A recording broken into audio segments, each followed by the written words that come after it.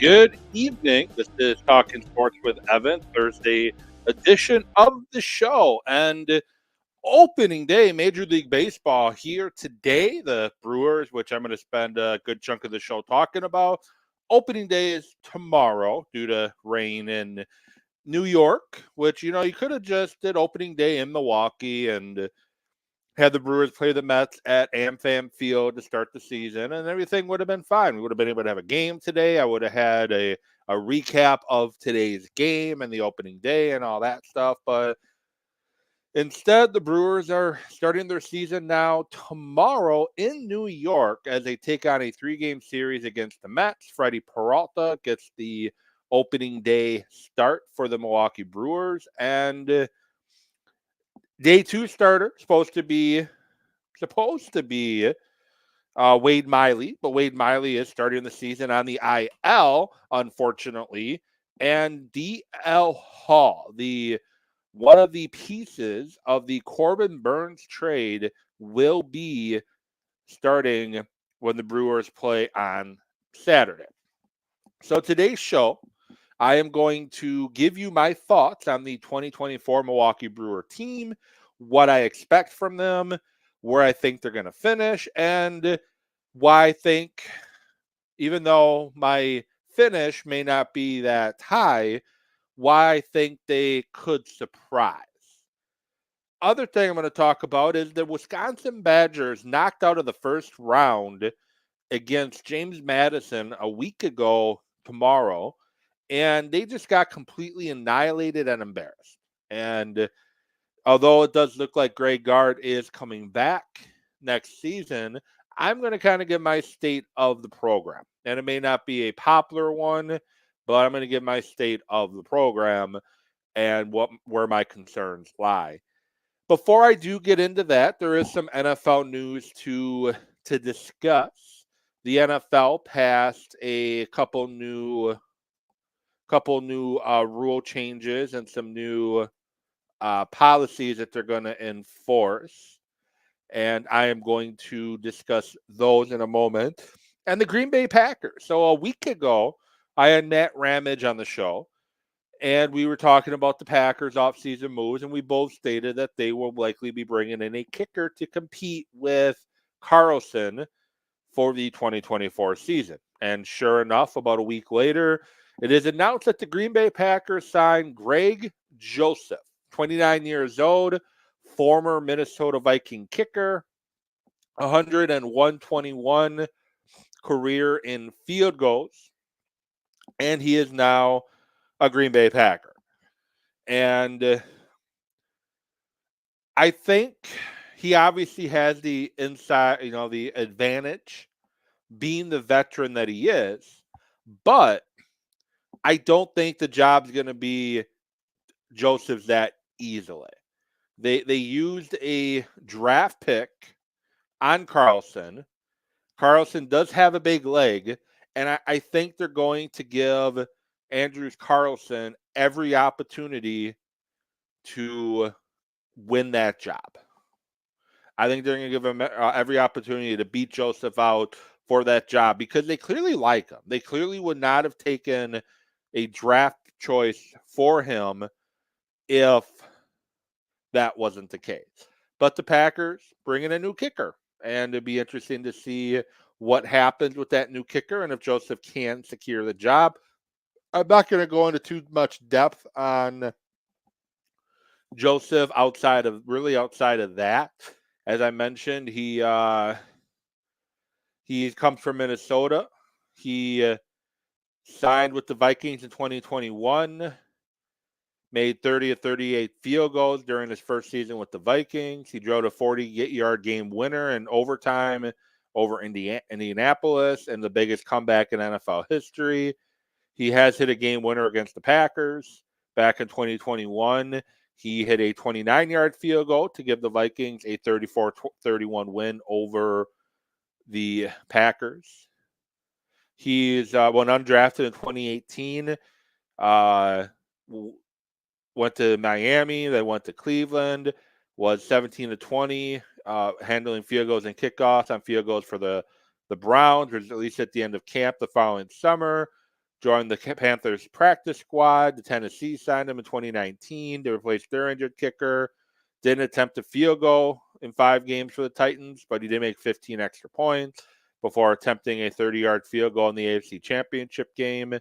He remained with the Titans until he was cut in 2020, signed with Tampa Bay's practice squad, stayed there until he signed with the Vikings. He was born in South Africa, played at Florida Atlantic for college, and he's got a big leg, and he's a fifth-year veteran, and he has a 82% career field goal made percentage in 67 NFL games. So they definitely have a kicker that can legitimately win the job, and I think it's good. I don't think it means Carlson is immediately gone from the kicking spot for the Packers, but I think it is legit, real competition that it's time for Carlson to put up or shut up, because the Packers are now serious about 2024. They're about a year ahead of schedule. They were not supposed to compete in 2023. They did, and Carlson cost them a couple games this year. And the Packers can't afford to have a rookie, or it'll be a second-year kicker, but they can't afford to have a second-year kicker handle the kicking duties when they're trying to make the Super Bowl. They made some moves this offseason with McKinney and Josh Jacobs, and they got the draft coming up, which I think Goody is going to be aggressive in, as he does seem to like to trade up in the first round. And I think the Packers are gearing up to be a Super Bowl team, not just a playoff team. So they can't afford a kicker missing as many kicks as Carlson did this year. The NFL. Oh, and probably should let everybody know, you can find Talking Sports with Evan on YouTube, Talking Sports with Evan, Facebook, same name, and you can always find me on X, Twitter, whatever you want to call it, Evan with Sports. Podcast can be found on Spotify, on Apple, or anywhere you find your podcast. You can also go on to Substack and find sports. Look for Sports Thoughts with Evan. Sports Thoughts from Evan, and you can find me there as well. The NFL making some changes, some rule changes for the 2024 season. They had their owners and whatever meeting. Third challenge. So the Lions propose this. The rule allows for a third challenge following one successful challenge.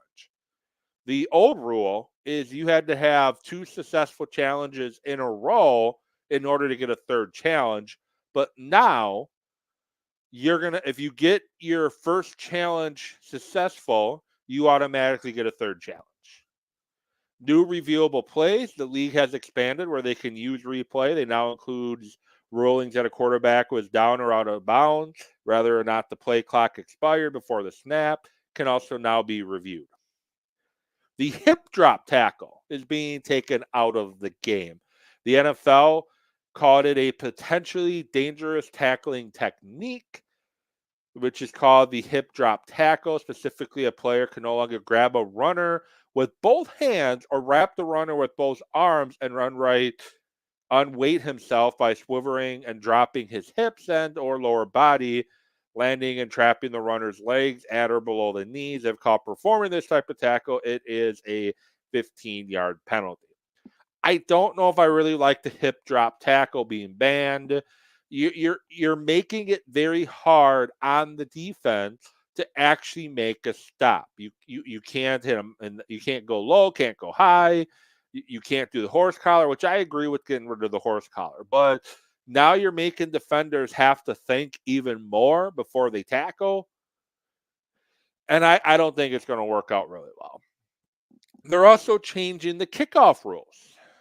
And if you want to know specifically how the kickoff rules are going to look, go watch an XFL game from last season. Go on YouTube, look up the XFL 2023, and look for a game from last year. That's pretty much going to be the new kickoff rule. The kicker will line up at his own 35-yard line. The rest of the coverage team will line up along the receiving team's 40-yard line. Conversely, the receiving team can have 2 returners inside the, quote, landing zone. That goes from the 20-yard line to the goal line, while the rest of the receiving team lines up at the 35-yard line. So they're 5 yards apart from each other. You have 2 returners, and nobody can move until the ball is kicked, obviously, except the kickers and the returner. The kickoff team and the receiving team standing at the 45 and the 35 respectively can't move until the ball is I think it's fielded in the landing zone. We'll see how that works. It sounds very confusing. It sounds confusing, but when you watch it in action, like you watch an old XFL game from last year, it does make a little bit of sense. 3 teams did not vote for it, including the Green Bay Packers. Not really sure why Mark Murphy and the Packers did not vote to approve it, but they didn't like it apparently. But I think their kick returner, Keyshawn Nixon, who they re-signed this offseason to a quite the hefty contract for him.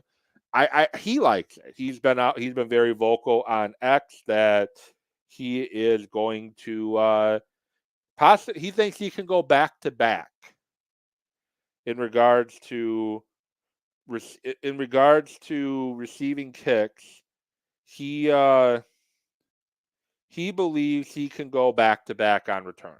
So we'll see if that is what happens at Nixon. Other things, unlimited designated to return players. The NFL has approved a change to playoff rosters where teams now have an unlimited number of designated return transactions in the first season.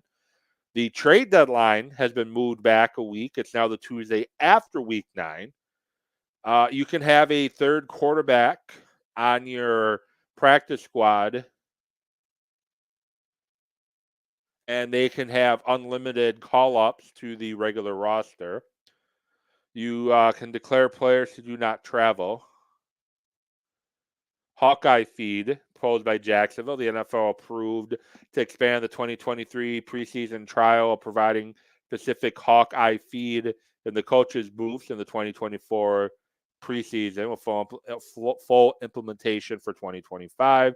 The other thing the NFL did too, and this I like, and the Packers seem to like it from what I saw, Packer beat writers and everything, is you can put up to 2 players on the injured reserve prior to the 53-man roster being set and designate them to return. In the past, if you had a player have to go on, if you had an injured player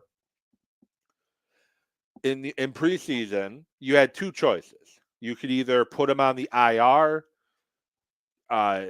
before the final roster is set, and then you lose them for the entire season, or you have to put them on your 53-man roster, which then takes up a roster spot over somebody else who could get claimed off waivers very quickly and put on somebody else's team or practice squad. And you have that risk. Well, now you can put up to 2 players on the injured reserve prior to the 53-man roster being set, and they can be designated for assignment. I know St. Brown didn't have the Packer career, much of a Packer career, but think Ecomenia St. Brown. He got hurt when the Packers had to play that ridiculous game in Canada, and Packers had to put him on the IR before regular season, meaning he wasn't eligible to return, even though he would have been able to play probably by the midway point. So situations like that is where it's going to benefit the most. But those are the latest and the newest NFL things. Next week, I'm going to go probably most of my focus next week outside of Major League Baseball and the Milwaukee Bucks, who are kind of embarrassing themselves a little bit tonight. They got it to an 11-point game right now, but they had a second quarter that was quite embarrassing. So hopefully in the third quarter they right the ship. But outside of talking Bucks and Brewers with baseball season now underway, I'm going to be spending a lot of time focusing on the NFL draft. And I know I've promised about bringing some NFL draft people on to talk positions, but unfortunately, I haven't had a lot of luck finding people that are able, when I do my show, able to come on and do it. So I did reach out to one NFL draft guy who I've had on once upon a time. He works with ESPN now, trying to see if I can get him on. So, going to move on to the Wisconsin Badgers. The Wisconsin Badgers lost in the first round of the NCAA tournament to James Madison. And I didn't think James Madison would win. Okay, I was wrong. Not the first, not the last, and depending on who you ask, I'm probably wrong significantly more than I'm ever close to being right, depending on who you ask. I was not expecting the Badgers to lose to James Madison. I was not expecting them to lose the way that they lost. So Greg Gard took over as the head coach of the Badgers in 2016.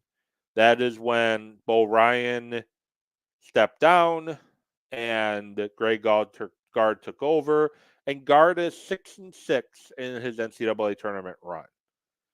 2016, they made the Sweet 16. They beat Pitt in the first round in a game that set back basketball about a decade or two, 47-43.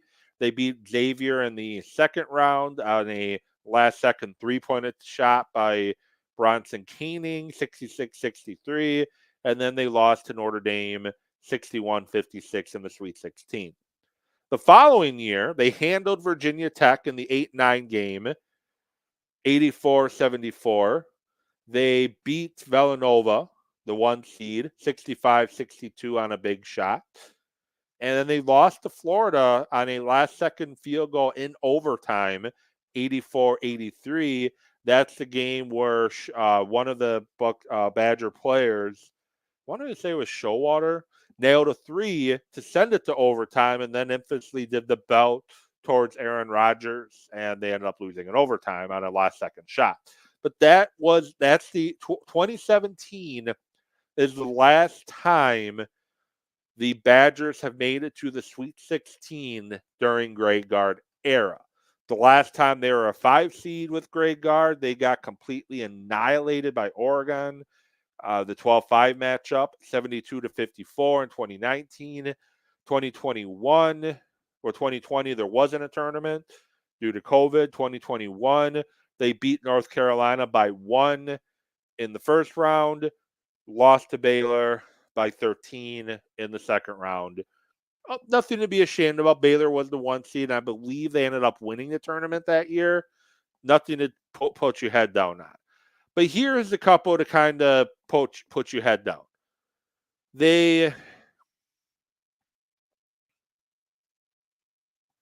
2018, they didn't make the tournament, I guess I should add. And 2022, they beat Morehead State in the 3-4 matchup, 67-60. And then the second round against Iowa State, they lost to Iowa State in the 11-3 game, 54-49, a game that freshman point guard Chucky Hepburn sprained an ankle early in the game, never came back. And then this year they lost to James Madison, 72-61. 2023, they did not make the NCAA tournament. Greg Gard, to me, was the right coach at the right time when Bo Ryan stepped down. I think Bo Ryan's the only one that knew he was going to be stepping down, and Greg Gard was the right coach at the right time. But my issue, I guess not really my issue, my feeling is that the team has peaked under Greg Gard. I don't think they're going to do much more than what we've seen over the last few seasons under Greg Gard. I just don't think we're going to see that. I think the program getting to the Sweet 16 his first 2 years, I think was for Greg Gard, I think the pinnacle for him. I would like to see the Badgers make a change. as head coach. I think you look at what they did with the football program, it got stale, and McIntosh made the change.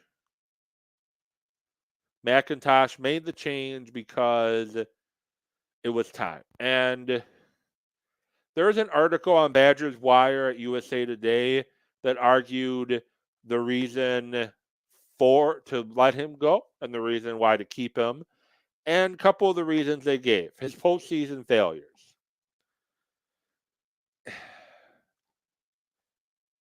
It's disappointing because you've had teams underachieve in the postseason. The loss to Oregon in the first round, the loss to Iowa State. Those are teams that should have went a little bit further than they did, and unfortunately, they didn't go. And they haven't been to the Sweet 16 in about a half decade. Reason not to let him go is regular season success. The Badgers win in the regular season.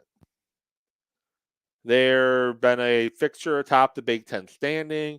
They've won the Big Ten regular season, 2 Big Ten regular season titles in the last 4 years, including 2020 when the tournament was canceled. The reason why he should be let go, his recruiting and development has not been good enough. The Badgers have not really developed anybody except for Johnny Davis. He had, his freshman year didn't do much. His sophomore year, he exploded, went on to the NBA. They haven't had a player take a big jump in a while. Ethan Happ, I think, they maxed out him. They just haven't done to me enough in order to take that next to develop those guys and to take that next step. They did have a bunch of guys returning, but AJ Storr has entered the transfer porter. Esijan entered the portal prior to. The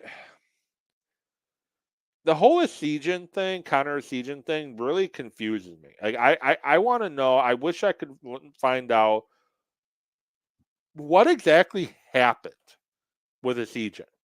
He had a great freshman year, and then he just completely fell off the map his sophomore year.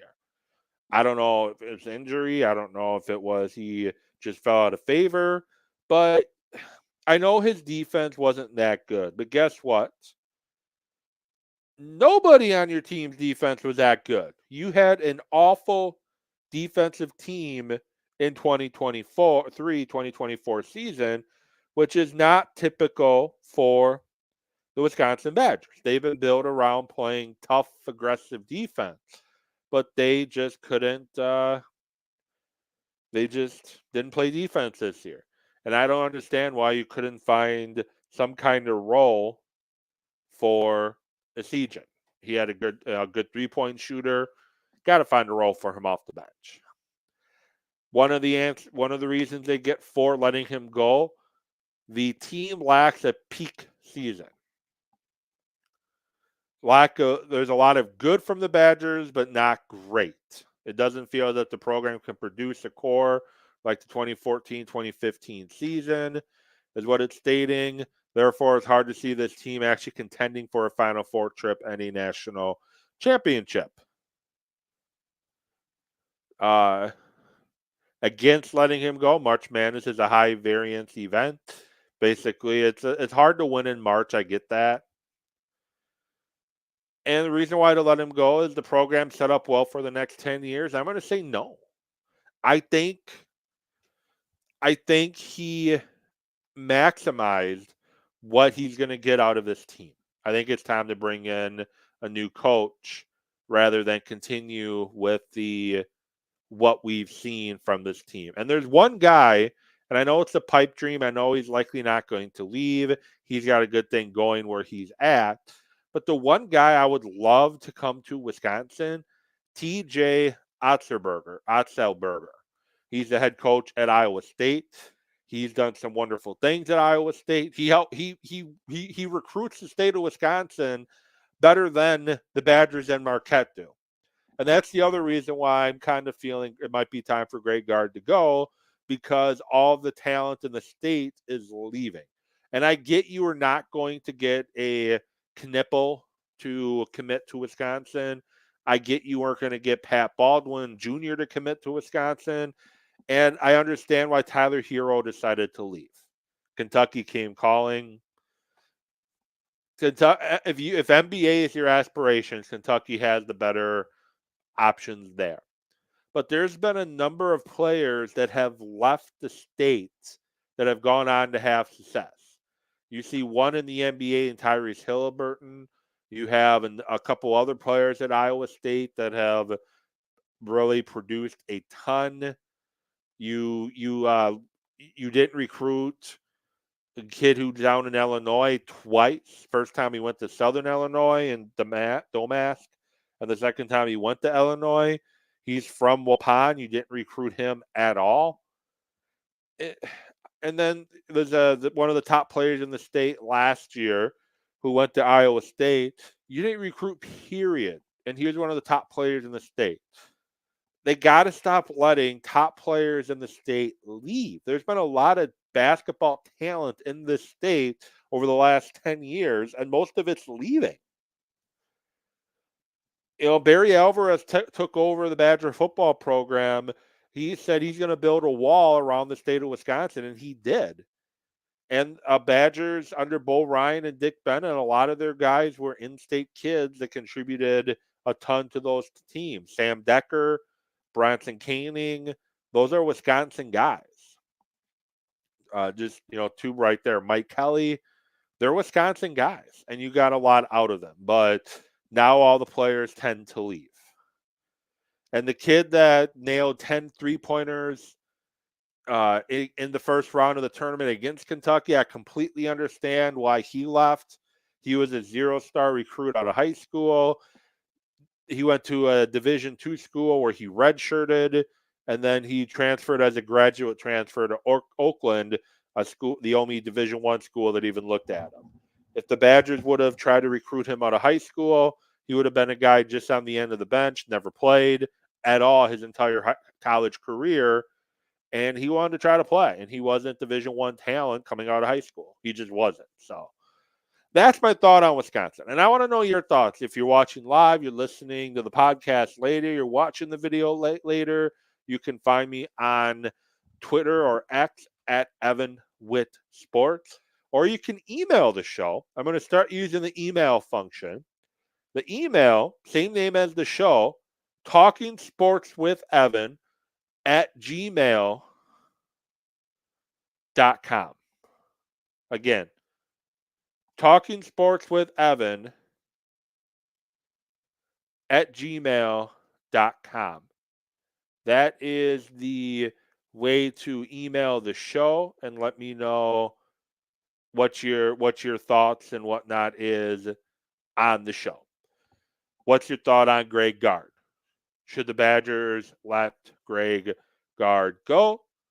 Or can we see if he can get things right in 2024? My opinion is it's time for him to go, but it is what it is. Not my decision, unfortunately. And Chris McIntosh has already made the decision to bring him back in 2024. Now, I guess one of the nice things is, and I never want to cheer for somebody to lose their job, but I think it's time for him to go. But one of the nice things about the situation is the buyout for Gard after this coming season isn't as much as it is currently. I think it's $12 million buyout. It drops to 8 and then 4. So there's a possibility that he could be moving on possibly soon at some point. So, well, quick Bucks update. They were making things interesting. Got it to 74-71. And then the Pelicans nailed back-to-back threes to make it 80-71. And now it's 80-73 Pelicans late in the third quarter. Bucks are having a much better third quarter than they did second quarter. And they're winning the third quarter currently 28-19 to make it an 8-point game after the complete embarrassing second quarter where they lost it 35-20. Well, now it's back to a 10-point game. And but yeah, Bucks are starting to hang in there now. Giannis up to 32 points, Beasley with 15. The one person I think they need to step it up in the fourth quarter if the Bucks do want to make a run is Lillard, who has just 10 points on 4 and 11 field goals and 1 of 3 from the 3-point line. And Chris Middleton, atrocious shooting tonight, 2 of 10, 1 for 6 from 3. They need those guys to step up. And Bobby Portis, nowhere to be found. He's a minus 19 in the plus minuses, has 5 points and just 6 rebounds going into the fourth quarter. But the Bucks currently down by 10. Just turned it over, but they're currently down by 10, trying to close out the third quarter strong and hopefully can come back to win. But, the Pelicans are a good team, but the Bucks need to start playing better. The Bucks, they have a championship potential, but they're not playing like it. So finally, moving to the Milwaukee Brewers. I just talked about the Milwaukee Bucks. Moving on to the Milwaukee Brewers, who were supposed to open the season today against the Mets, but due to a big rainstorm on the East Coast, both them and the Phillies and Braves were postponed till tomorrow. So I was originally going to do this show yesterday, or originally Tuesday, but then yesterday, but pushed it back till today because, hey, I can still preview the season today. Unfortunately for the Brewers, they've had some injury issues coming out of camp that have been unfortunate for the team. Garrett Mitchell has a fractured finger, so he will be starting the season on the IR. Wade Miley will be starting the season on the IL in baseball. I'm sorry. He'll be starting the season on the IL. It's unfortunate. And then obviously Devin Williams is starting the season on the IL as well. So 3 who are supposed to play key roles for the team this season are starting the season on the IL. Their roster has been set, and this is how the opening day roster for the Brewers breaks down. They've kept 2 catchers, William Contreras, who is a superstar is a superstar in the making, and Gary Sanchez, who brings a lot of pop off the bench. I know Haas had a great spring. Eric Haas had a great spring, but you don't need 3 catchers. And when Contreras isn't playing behind the plate, he's going to DH, and Gary Sanchez is going to DH a lot too. So you didn't need a 3rd catcher. So it's unfortunate that Haas has had to be designated for assignment, but you don't need 3 catchers. But I like the Brewers behind the plate. First baseman, the only true first baseman, Rhys Hoskins. They signed him this offseason, found his power in the spring, and he's a guy, if he's healthy, can easily hit 30-plus home runs this season. He's a guy the Brewers are going to be depending on to produce the offense for this team. Second baseman, Bryce Terrain. He's going to be the starting second baseman starting tomorrow.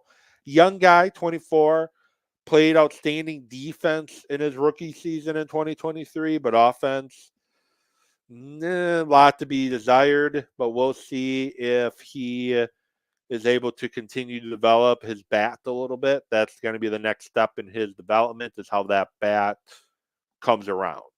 Third baseman, one half of the Corbin Burns trade, Joey Ortiz is going to be at third base.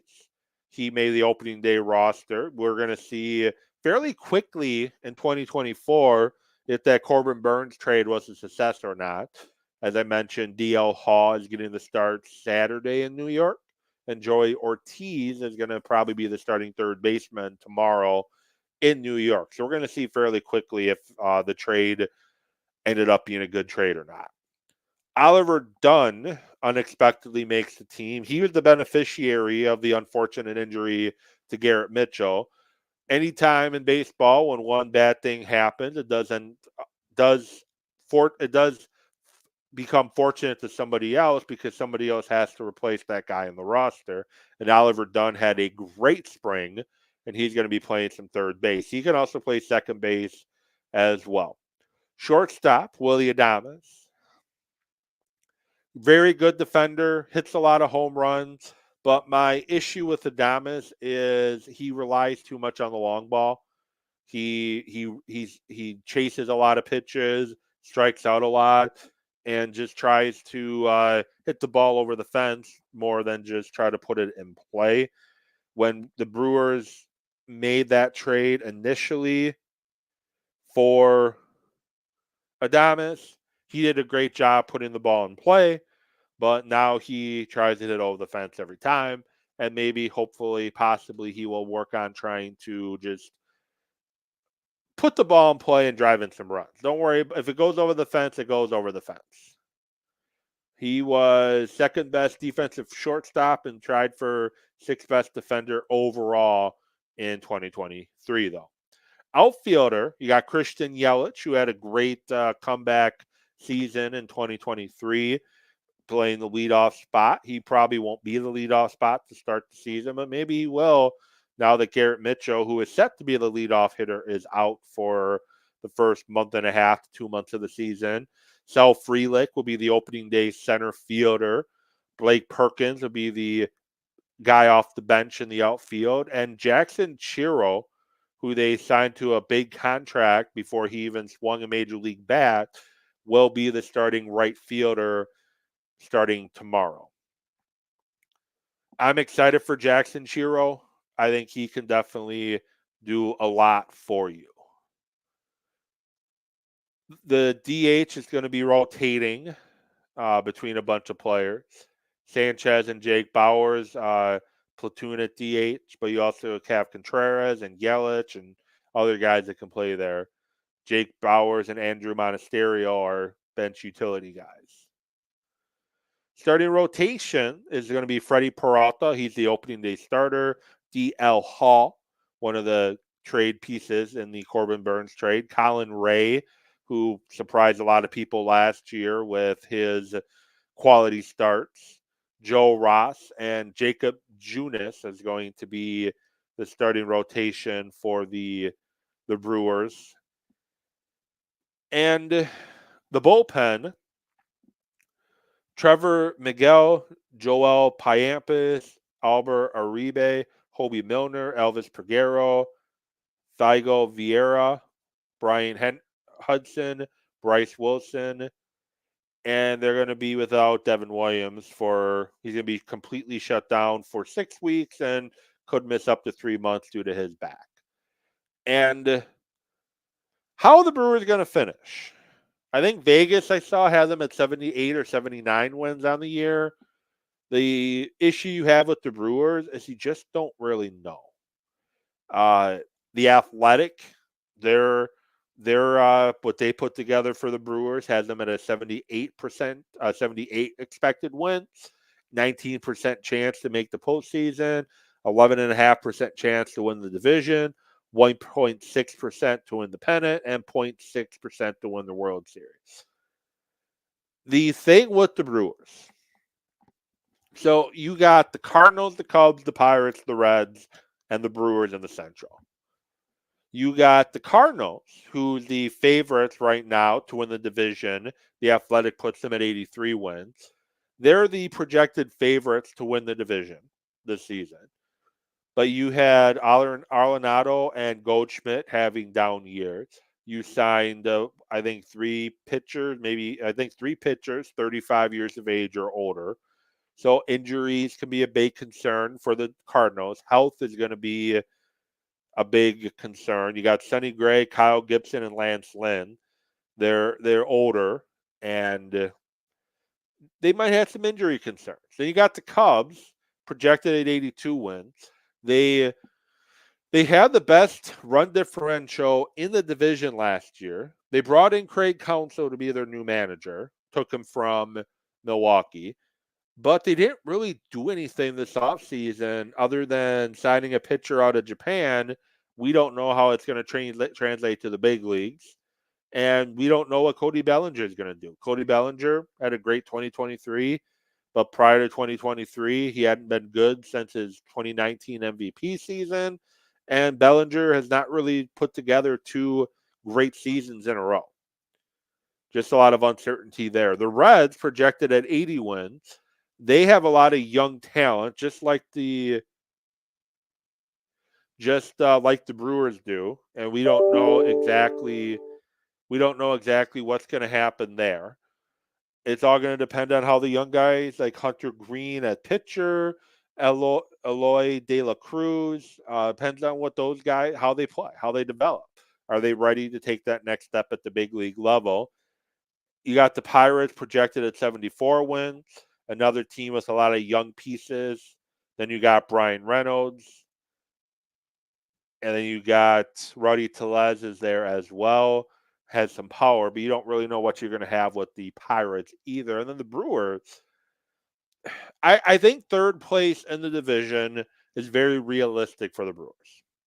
I think 78 wins is extremely realistic for the Brewers. My projection is they're going to finish third in the division. But with that said, the Brewers have enough core pieces in Yelich, Adames, Contreras, and Hoskins offensively.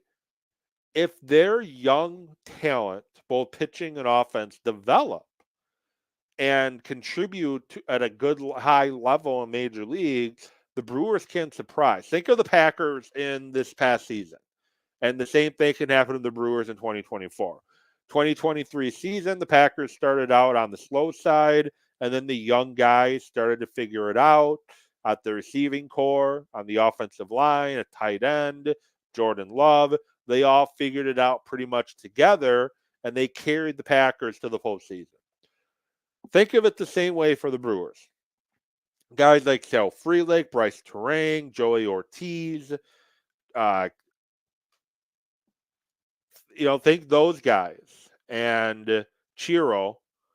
If those guys can figure it out, the Brewers can compete for the division title this year too. If things go right.